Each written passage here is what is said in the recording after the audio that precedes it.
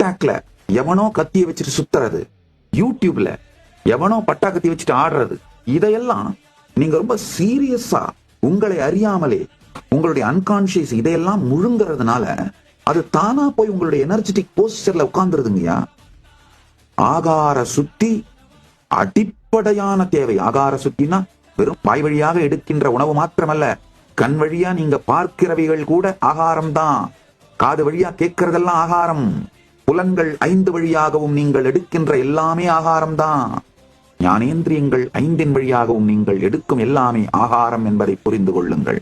அதனால ஆகார சுத்தி இல்லாமல் சொசைட்டியோட ஈகோ சிஸ்டமே, நீங்க வாழற மொத்த ஈகோ சிஸ்டமே ஆகார சுத்தி இல்லாமல் போனதனால் இதை நார்மலைஸ் பண்ணி இந்த ஆகார சுத்தி இல்லாத வாழ்க்கையினால உருவாகிற அன்கான்சியஸ்ட உங்களுடைய இன்னர் டயலாகையும் எமோஷனல் பேஸ் லைனையும் எனர்ஜெட்டிக் போஸ்டரையும் ஹேண்ட் ஓவர் பண்ணிட்டு, ஐயோ சாமி, ஐயோ வாழ்க்கை இவ்வளவு கஷ்டமா இருக்கே, துக்கமா இருக்கே, இப்படிதானா நான் முடிவெடுத்துட்டு இருக்கிறேன், என்ன சாமி சொல்றீங்க, நான் உள்ள இருக்கிறது தான் வெளியில மேனிஃபெஸ்ட் ஆகுதுன்னு சொல்றீங்க, நான் இவ்வளவு மோசமாவா உள்ள முடிவெடுத்துட்டு இருக்கிறேன், இவ்வளவு மோசமா ஒண்ணு இல்லையே, எனக்கு பணம் வேணும் தானே நான் நினைக்கிறேன், செல்வந்தனா வாழணும் தானே நான் நினைக்கிறேன், ஹெல்த்தியா இருக்கணும் தானே நான் நினைக்கிறேன். அப்பா, வெறும் இன்னர் டயலாக்ல மட்டும் ஒரு 5 நிமிஷம் பணம் வேணும் தான், பணம் இருந்தா நல்லதா இருக்கும், ஹெல்த் இருந்தா நல்லதா இருக்கும் அப்படின்னு நினைச்சிடுறது நினப்பு கிடையாது.